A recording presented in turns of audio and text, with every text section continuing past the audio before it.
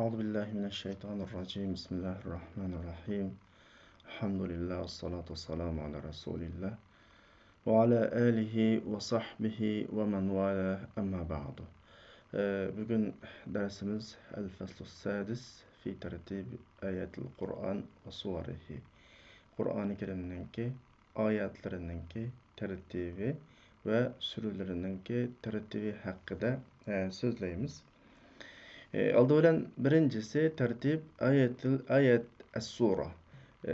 Bu nimdigi ne desanla sıra biz nöbette okuvatkan mushaf yani Kur'an-ı Kerim'deki ayetlerninki tiziliş şekli var. Surelerinki tiziliş şekli var. Yani 114 sure, Sur Fatiha, Sur Bakara, Al-İmran, Sur Nisa şekilde tizilip ahırızda Sur İhlas, Sur Felak, Sur Nasr'ın ahırlaşıdır. Bu surelerinki tertibi hesaplanır Kur'an-ı Kerim'deki. İkincisi ayetlerinki tertibi hakkında toxtuludu. Ayetlerin tertibi deganimiz bu sizlarga nisbatan bek bir yat emas. Yani Sur Fatiha'ni misalga alsak Bismillahirrahmanirrahim. Elhamdülillahi Rabbil alemin din ahirisi gayril mağdubi aleyhim veladdallin degan şekilde ayetlerninki tertiplenişi Elif Lam Mim Zalikel kitabu la raybe fih Hudel lil muttaqin degan o'rindan tatib fansuruna alel qavmil kafirin degan ma şekilde ayetlerninki tertiplenişi demekçi. Yani bugünkü 6. faslda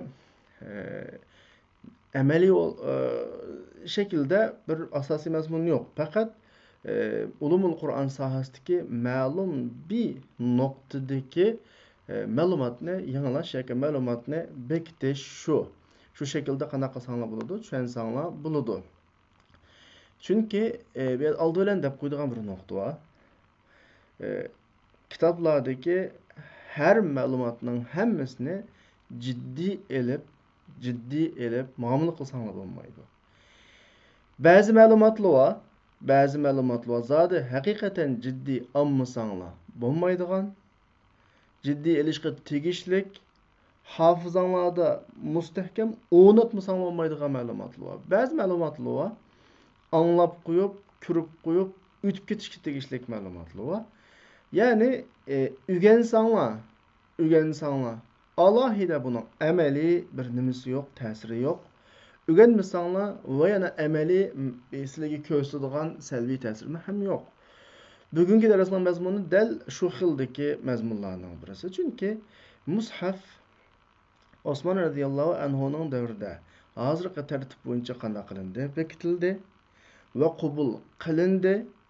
Sürüler hazır tertip boyunca redlendi. Meyli o sürülerin redlenişi tevkifi olsun, yoki istilahi, ictihadi olsun. Ayetlerinin tertiplenişi tevkifi şekilde hazır kadar Resulullah'ın göstermesi boyunca redlendi. Ve bu nöbetteki aldığımızdaki Kur'an, Osman radıyallahu anhu'nun zamanından tatip ta hazır kadar ümmet tarafından tamamen kabul kılınıp buldu. Bunu hem de kançı kılıp yeni bir noktalarını aydınlaştırgan bilen ikinci bir xil şekli kabul kılınmaydı. Bu şekilde devam kılıdı. Men onun hükmünden qanday ketiş hakkında bahs kılaylı. Fakat bahs kalımızda muamundayken dep kalımız hiç nima özgermeydi. Şu ma noktalar bizge nimeni eskertdi desanglar, ben bayatın degandek ameli sizning bahsingizga va sizning bundan keyingi izdinish, dirasa ma noktalarga ta'sir ko'rsatadigan mazmunlarga, zodi kallanglarga, hafizanglarga o'rnatmasanglar bo'lmaydi. Ba'zi nazariy mazmunlarga deb o'tib ketishga tegishlik qandaqdir munosabatli bo'lganlik uchun deb o'qib ketamiz, ammo bak cho'ng nimasi yo'q, ta'siri yo'q. Ya'ni mana shu vaqtda bilsanglar hadidan ziyoda foydasi bor, ammo hadidan ziyoda faydası yok ve bilmesanglar haddidan ziyade zin yok mazmunlar var. Şularning qatoridan birisi bugünkü ayet ve surelerinki nimasi tertibi. Anda olsa biz kileyle birincisi surelerin tertibidan kileyle. Bu sizlarning Allah'larda ma'lum muayyen şekilde bir nimba bununla nispeten ma'lumat var. Çünkü amelen Kur'an okuvatımız, aldığımızda Kur'an var, surelerinki tertibli ahvali kalımızda. Yani bu şunun meselesini bir kur anlap bitip kessek buludu. Ammo oyatlarning bir sura ichidagi oyatlarning tartibiga kelsak, faqatgina fi ahdin nabiy sallallohu alayhi vasallam. Bu tartib Rasulullohning davrida bo'lgan va bi isharatin minhu. Rasulullohdan bo'lgan bir ko'rsatma, bir ishorat bilan bo'lgan. Bu Zayd ibn Sabit radhiyallohu anhuning gapining mazmuni shu. Bu so'zni hokim Alininki sanadi bilan ikki shayxninki Buxoriy Muslimning shartiga asosan rivoyat qilib deydi Zayd ibn Sabit, biz Rasulullohning davrida Qur'oni Karimni shu raq parchalaridan parcha narsalarni qanaqa qildik to'playdik degan bir nimba so'z bor. Endi o taraf-tarafdagi parcha qog'ozlardan to'plagan va uni bugungi oyat tartibiga egaganiga qaraganda Rasulullohning davrida Rasulullohning ko'rsatmasi bo'yicha yalinib bo'lgan oyat nuqtasidan Bayhaqi deydi, shabih ayyakunal murad bihi, balkim shabih degan gap bunda bo'lish ehtimoli bor degan gap. Balkim maqsad buningdan suralardagi tarqoq oyatlardan tushganlarini bir nima to'plash, ta'lif yig'ish va ularni shu o'ringa Rasulullohning ko'rsatmasi bo'yicha qanday qilish to'plash bo'lishi mumkin. Chunki Osmon radhiyallohu anhu hadisda bunday kelganlik. Bu hadisni Ahmad, Abu Dawud, Nasai, Tirmizi, Nasai, Ibn Hibballah rivoyat qilgan. Shu hadisda bunday deganlik keladi. Kana Rasululloh sallallohu alayhi vasallam Rasulullohga ko'p oyatlik suralar qanday qiladi tushadi. Fakana iza nazala alayhi shay Rasulullohga ba'zi mazmunli oyatlar tushsa, shu Rasululloh uchun yozib beradigan ba'zi yozuvchilarni, katiblarni chaqirib deytdiki, da'u haula'il ayat, sizlar ma oyatni palan pukun tilga olinadigan surada qo'yinglar deb, aniq o qo'yiladigan yerdan tortib hammani bekitib beradi deydi.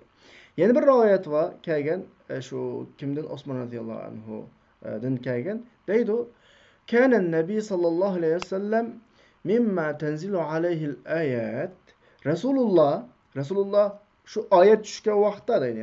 Mimma tanzilu alayhi al-ayat degan oyat tushgan vaqtda, ya'ni oyat tushganlik sababdan yezib beradigan, yozadigan ba'zi yozuvchi o'zi uchun yozadigan ba'zi yozuvchilarni chaqirdi. Bularga deytdiki, da hadhihi al-aya. Bu oyatni manda oyat tilga ilinadigan surada qo'ygan degani, ma oyatni falani surga, bukuni surga deb mashta shaklda deydi. Tanzilu alayhi Rasulullohga bir oyat, ikki oyat tushadi. Ya'ni yuqoridagi, ya'ni ma yuqoridagi Osmon radhiyallohu anhuninki qilgan rivoyati bizga Rasulullahning davridagi oyatlarning ratlanish shaklini bizga tasvirlab turadi. Rasulullohga vahiy tushdi, oyat tushdi. Ilgirki darslarimizda degandek ba'zi bir oyat tushdi, ba'zi ikki oyat tushdi, ba'zida 3 oyat, 4 oyat, 5 oyatgacha tushdi. O'ylab boqinglar, Sura Baqaraning o'zi 280 oyatga yaqin atrofida, masalan, shu 7-8 yil ichida tushgan, masalan, bularning hammani qanday qildi desanglar, Rasululloh yozuvchilarga amsi ma oyatni falan pukun surida, falan oyatning oldiga, pukun oyatning keyniga qo'ysa, eshak yozsa deb yozuvchilarga bu shaklda tushuntiradi. Ya'ni bu shaklda topshiradi. Demak, mushlarning hammasidan shuni ko'ra olamizki, oyatlarningki tartiblanishi Rasulullohning davrida Rasulullohdan kelgan buyruq bilan qanaq bo'lgan, bekitilib bo'lgan. Şunun o'zi dalil demakchi. Şu oyatning tartibi egizbas qilish asla to'g'ri emas. Va min al-adillati ala anna tartib al-ayat tawqifi. Oyatlarning tartibiningki tawqifi ekanligiga dalillarning birisi Muslim Sahihul Muslimda rivoyat qilgan Huzayfaning hadisiga deydi: "Sallaytu ma'an nabiy sallallohu alayhi vasallam. Men bir kechsi Rasululloh bilan birga namoz o'qidim" deydi. Faftataha al-Baqara. Sura Baqarani boshladi. Faqult yarka'u 'indal mi'a. Endi Rasululloh shu 100 oyatda qanday qilamiki, ruku qilamiki deb o'ylab turdim deydi. Thumma mada. Rasululloh davom qilib menga dedimki, yusalli bihi fi rak'a. Endi Sura Baqarani bir rakatda o'qiydigan o'xshaydi deb ma'ni ko'nglimda o'yladim. Famada davom qilaverdi. Ondan keyin Sura Nisoni boshladi, uni o'qidi.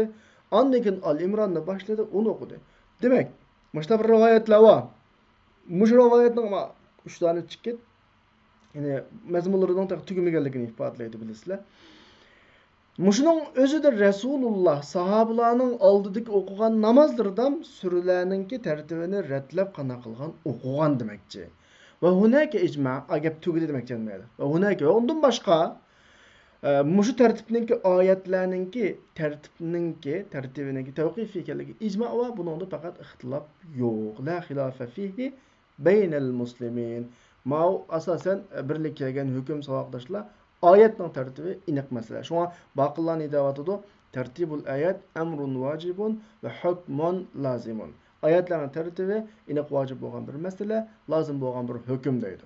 Faqat kana Jibril yaqul, Jibril mundaq deydi. Da'u aya kaza fi mawdi kaza. Mush şekilde Jibril Peygamber İslam'a vahiy qilatdi.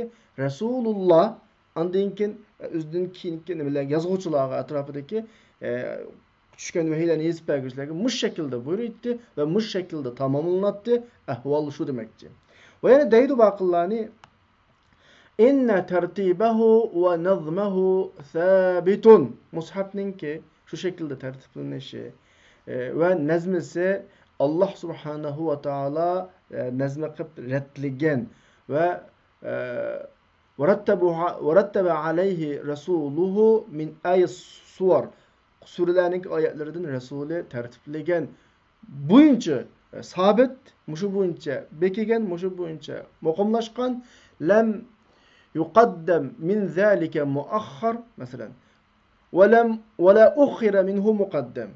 Kin kildigan ayetler aldığa çıkılmagan ve aldıda kildigan ayetler keyniga ötküzülmegen ve innel ummet zabatet anin nebi sallallahu aleyhi ve sellem Peygamber aleyhissalatu vesselam'den her sürünün ayetlerinin tertibini nayet inik şekilde bekitip ağan zabata degeni inik bekitip ağan demekçi.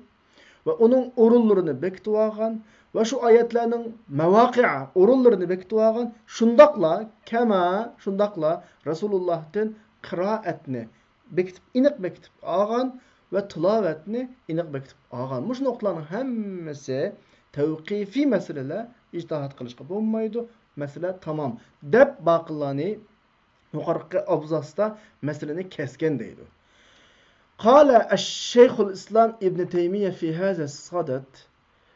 Şeyhül İslam İbn Teymiye bu hakta mındaq deydi. Ama sürülerinin ayetlerinden tertibi. Makallarına erişmesin biz qaysı noktada sürünün tertibi emas.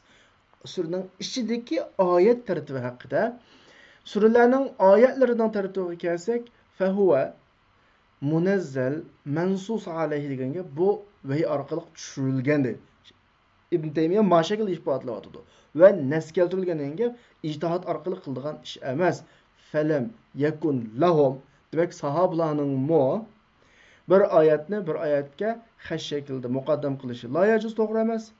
Xuddi ular surni muqaddam qildi. Surni masalan sahabalarningki xas mushaflarida surining tartibi jihatda ba'zi o'xshamasliklar bor. Masalan ba'zi sahabalarning mushaflarida Sura Nisa'ni Al İmran'dan burun yazılgan ahvallı var. Unda ahval var. Ama ayet kesin aynı tertip. Tertipte ma sahabının tertibi bilen ashabın tertibi oxşaş. Çünkü ayetlerinin tertibi li'enne tertibel ayet ma'murun bihi nassan buyurulgan. Ama surelerin tertibi ictihatıga femufavvadun qana qılınğan, tapşırılğan degan şekilde İbn Teymiye bu haqdaki özünün göz qarashini qana qılığılıq, bayan qılığılıq savaqdaşlar. Endi Seyyid Qutbning fikriga qarab baqayli. Da qarasanglar, şu qadim ustozlarninki, çoğ mujtahidlarning hammasining fikrini bir-biriga akilyapti va qala al-ustaz Seyyid Qutb rahimahullah. Ustaz Seyyid Qutb rahimahullah deydi: "İnna wada'al ayat fi's-suwar." Ayetlerinin sürdeki ahvali, quyulişi ve tertibaha fi mevadi'iha. Şu ayetlerinin öz orullarındaki tertipleniş ahvali kana yatimmu bi emri Resul sallallahu aleyhi ve sellem. Bu Resulullah'tan kelgan buyruq bilen tamamlanatı. Kimning hayotidilar? Resulullah'ning hayotidilar. Ve inna suvaran mutaaddada nurgun surlar birla vaqtda uchuq turadi. Birla vaqt uchuq turadi degan gap bizning kallamizda manda bir huquq muqas bo'lmaydi savoqdoshlar. Masalan, bir sura tushyapti bugun. Mushkullar Rasulullohning davrida deb o'ylayli. Başqa sura bunda tushmaydigan ish yo'q. Birla vaqtda Sura Baqaradan bir oyat bugun tushdi, ayat Ali Imrondan 2 oyat tushdi, o'gun Niso'dan oyat tushdi, undan keyin Sura Nabadan bir ishga bunda davomli taraf-tarafdagi oyatlar uchiq turdi. Bir oyat tushdi, Rasululloh uni ma oyat Sura Baqaraning desa, yozuvchilar darhol Sura Baqaraga yozdi. Yine bir ayet tushdi, Rasululloh uni Sura Ali Imron desa, yozuvchilar Sura Ali Imronga. Demak, hamma oyatlar suralar uchiq. Oyat tushgan vaqtda Jibrilninki buyrug'i bilan ko'rsatmalar, Rasulullohninki buyurishi bilan yozuvchilar uni o'z joyiga yozatdi. Demak, mushuni biz kallamizga akila olsak, tasavvur qila olsak, agar o oyatlarning o'rnini Rasululloh deb bilmasa, yozuvchilarning birla vaqtda bir necha suradan tushayotgan oyatlarni o'z chaqlab ratlab bo'lishi asla mumkin emas. فإذا نزلت آية أو آيات في مناسبة واقعة مثلا ma'lum bir oyat yoki ko'plagan oyatlar munosib bir fi munasiba voqea degan gap yuz berayotgan bir ish haqida, munosiba degan gap bir ish haqida yoki bo'layotgan bir reallikqa qarshi shaklda tushsa yoki bir hukmni mukammallashtirib yoki mushu dinninki Rasululloh dinninki amaliy harakat mizon ölçümü prinsipiga asosan bir hukmni ta'dil qilib, yani o'zgartib tushsa, demak birinchi gaplar qilibdi. Xulosalab bilamday, bir oyat tushsa, amara Rasululloh sallallohu alayhi vasallam. Rasululloh shu oyatninki surasidagi o'rniga quyilishga buyurdi. Amara Rasululloh sallallohu alayhi vasallam an tuda'a fi mawdi'iha min suratiha. Shu oyatning surasidagi o'rniga quyilishga buyurdi. Va bizalika shu orqali kanat hunaka hikmetun. Bu yerda bir hikmet bo'lgan deydi. Nima u desa, har sura o'z ichiga oladigan oyatlarni o'z ichiga ilishda. O'z ichiga ilishda. Va yana shuningdek, shu suralar oyatlarni suradagi o'rinda tartiblashda muayyan bir hikmet var. Hammasini o'zgarishliq bir nimasi var, hikmeti var.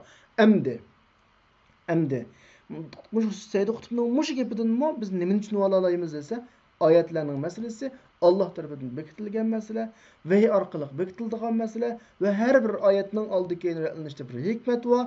Bu tavqifiy masala, ijtihodiy masala chu emas. Gibi tugumida Sayyid Qutbninki ya.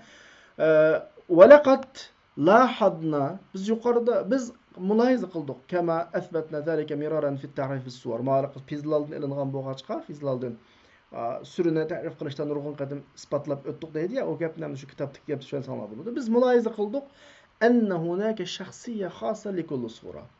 Her surenin özgürlük bir obrazı var, karakteri var, şahsiyet karakteri var ve simat muayyene ve muayyen bir belgeleri var ki, muşu karakterininki taraflarını muayyenleştirdiğin, belgelerini muayyenleştirdiğin. Kema şundakla enne hunake cevven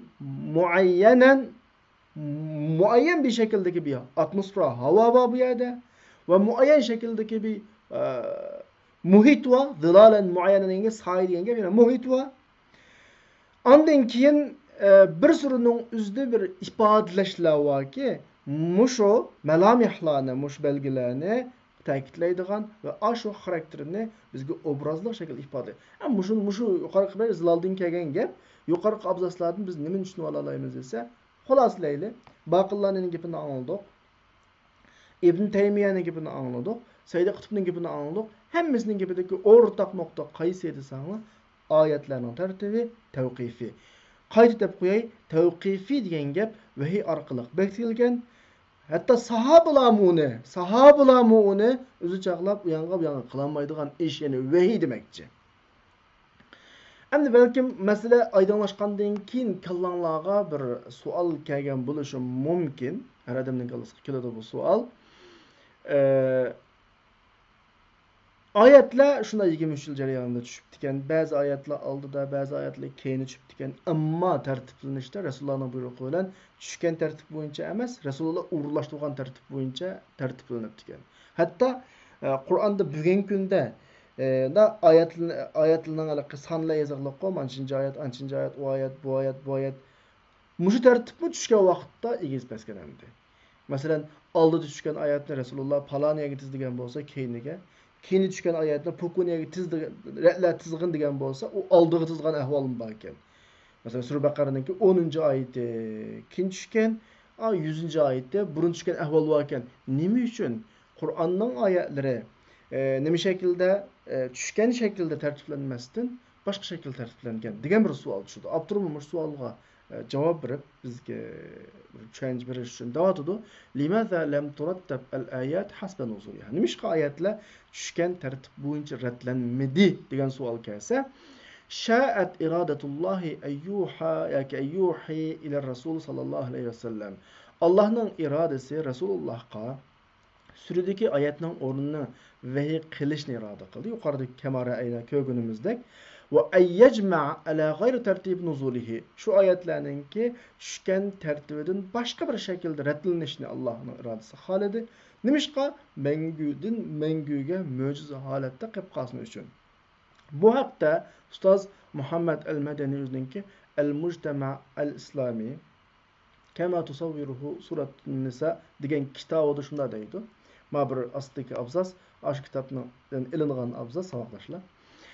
ولو أنه جمع على حسب النزول ترتيب نزوله eğer muşu Kur'an'ın ayetleri tushgan tartibiga asosan ratlangan bo'lsa lafahima ba'dun nas ba'zi kishilar shunday tushunib qolibdiki Qur'onning oyatlari hodisalarga xos yoki o Qur'onning oyatlari Resulullah'ning davrida yuz bergan mushkulotlarning vaqtliq hal qilish chorasi bas. Mana tushunib qolibdi. Vallahu yuridu kitabahu. Allah bo'lsa o'zining kitobininki mengülük bir asrsiz bir asrga xos bir qavmsiz bir qavmga xos bo'lmasligini iroda qildi. Shunlashqa hikmat shuni taqozo qildiki, lidalika iqtidat al-hikma. Shunlashqa hikmat shuni talab qildiki, bu kitob mushu umumlikni ro'yobga chiqaradigan, mushu mengüliklikni ro'yobga chiqaradigan shaklda ratlanishni taqozo qildi va tushgan zamon tartibidan yiroqlashdi. Nimishqa li hikmatin kanat munasib. Yani o tushgan zaman tartibi tushgan vaqtdagi munosib bir hikmat tufayli nashta tushgan. Uningdan yiroqlashib boshqa shaklda qana qilindi, ratlandi. Buning o'zimi Alloh subhanahu va taolo Qur'oni Karimning mengülikligini saqlaydigan bir hikmat tufaylidan buyruq tartib deydi. Shuna olganda oyat masalasi kallamizda tugusun savoqdoshlar. Kesin oyatlarning tartibi, oyatlarning ratlanishi nim bu tavqifidir. Vahiy orqali ratlangan, Jibril orqali, Rasululloh yozg'ish bo'sh orqali qilgan gap tugidi. Ammo masalada suralarning tartibida. Suralarning, ya'ni sura Fatihaning Qur'onning 5-ga yozilishi, ikkinchisiga sura Baqaraning yozilishi, uchinchisi sura Ali Imronning ashla shaklda sura Ixlos, sura masalan Falaq, sura Nas ma shaklda 114 suraning ratlanish masalasi ma'vo biroz ixtilof. Yuqoridagi ixtilof yo'q. O bütün ehli ilmininki icma bilan ketgan masala, ammo ma'noda biroz ixtilof bor. Anglab boqaylik savoqdoshlar. Ammo suralarning tartibiga kelsak, fa amrun muxtalafun fi. Bu ixtilof qilinadigan bir ish. Ba'zilar deydi innahu tawqifi. Bu tawqifi, xuddi bayatning oyatga o'xshash. Ba'zilar deydi yo'q. Yara annahu ba'zilarning qarashicha bu tartib suralarning tartibi sahobalarning bo'lgan ijtihod deydi. Ve yastadillu kullu fariqin bi adillah. Her firqa ma'lum delillarni keltirib qanday qiladi? Delil keltiradi. Fa ammallazina yezhabuna ila annahu bi ijtihad min as-sahaba. Amma bu suralarning tartibi sahobalardan bo'lgan, ijtihadlan bo'lgan deydigan ko'z qarashga boradiganlar kelsak, faqat qalu bular deydi-ki, mimma yadullu ala zalik, buni dalolat qiladigan delillardan birisi sahobalardan bo'lgan salaflarning mushaflarining o'xshamasligi. Bilisizlar, Osman radhiyallohu anhu bütün mushaflarni birlikka keltirib, ko'chirib, har shahriga biridan avatib o'tishdan ilgari sahobalar 23 yil jarayonida Rasulullohdan o'z oldiga yozib olgan Qur'onlar bor. Masalan, Ali radhiyallohu anhuning Rasulullohdan yozib olgan Qur'oni bor. Ibn Mas'udninki bor, Ubay ibn Ka'b, ondan boshqa mushaflar bor. Endi mushu mushaflarda suralarning tartibi nuqtasidan ixtilof o'xshamaslik. Ya'ni masalan Ibn Mas'udning mushafida sura Baqara, ondan keyin nima Nisa, ondan keyin Al Imron degandek masalan mushtabik o'xshamaslik qilyapti. Sahobalarning Qur'onida suralarning o'xshamaganligining o'zi ijtihodiy. nima emas tavqifi. Chunki tavqifi yo'q qolsa sahobalar uni mutlaq bo'ysunib radlaydi demakchi. Vaqat ashara ila hada al-khilaf, mushu o'xshamaslikqa, mushu ixtilofga Imom Qurtubiy tafsirida Suyuti itqanda qanday qilgan, ishorat qilgan. Keyinida Imom Qurtubiy tafsirida degandan keyinda 2 degan iholining belgi soni va Suyuti itqanda desa 3 deb iholining belgisini qo'yibdi. Sizlar pastga qaraysizlar. Pastga qarasanglar iholisida Qurtubiyninki 1-tom 51-oyat, itqonning 1-tom 62-oyat deb aniq nimasini biriklik basaninichu bu nima deganlik desanglar sizlarga havola qilganlik. Agar mushaqda biroz kengri ma'lumot qilishmoqchi bo'lsangiz, o'sha yerga qarashlar demakchi. Imom Baqillani davotida ma tirnoqning ichidagi Imom Baqillanining nimasi so'zi yumkin balkim deydi. Balkim Rasululloh Qur'onning mushafning suralarini yaratgan bo'lishi mumkin. Va yakun yana mumkin. Ashuni o'zining ummatga topshirgan bo'lishi mumkin.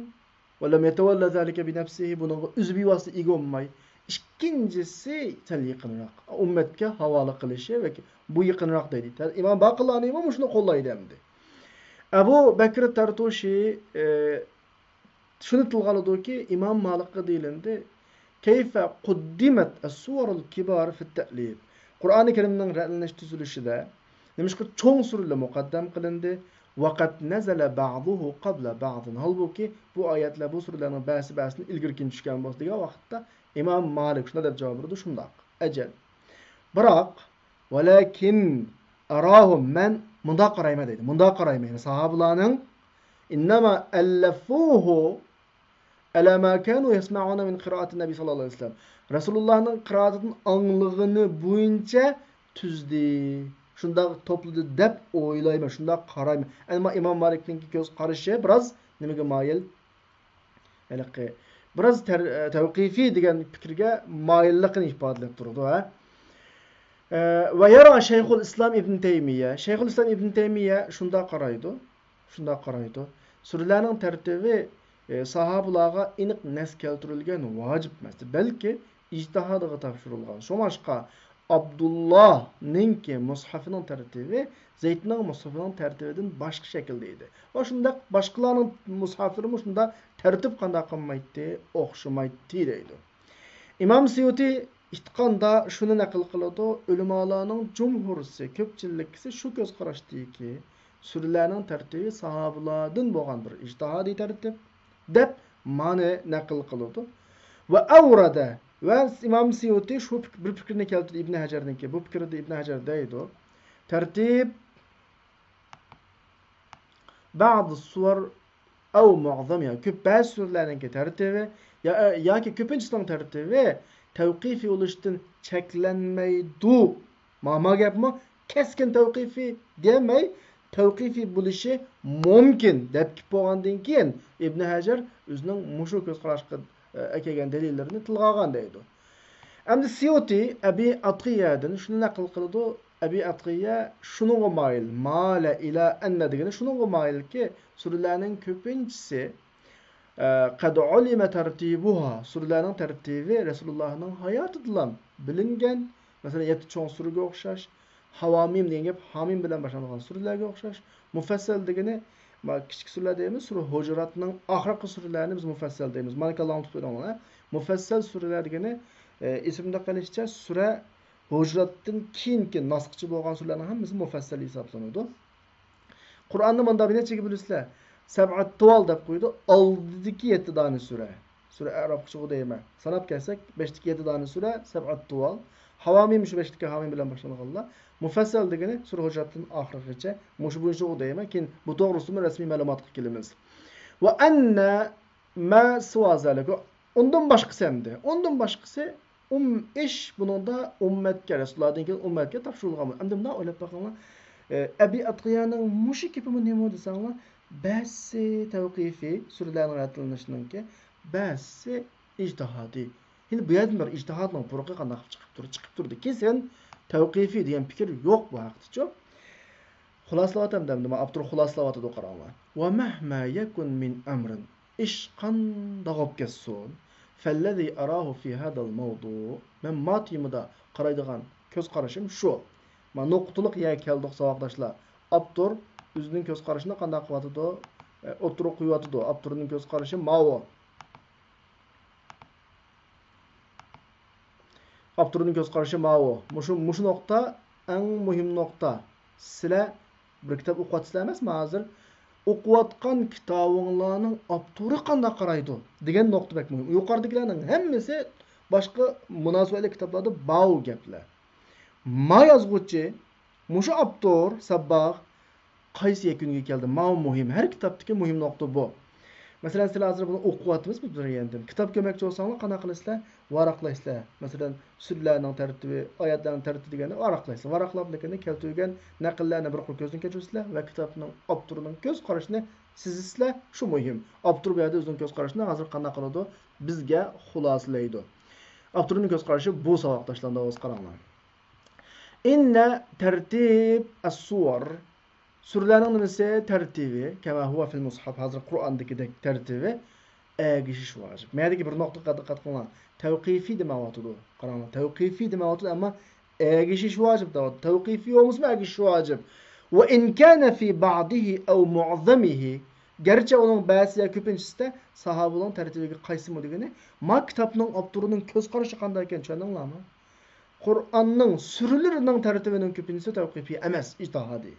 Ko'pinchisi ijtihodiy olgan bilan shu peti bekigan bo'lg'achqa, shu peti ummat tarafından qabul qilingan bo'lg'achqa, uningga ergishish vojib. Masalan, men bir zavodda Qur'on bostirmoqchi bo'lgan kunda, ya'ni yo'qamdan pul chiqarib Qur'on bostirmoqchi bo'lgan Qur'onim hozirgi Qur'on bilan o'xshash tartib bo'lishi kerak.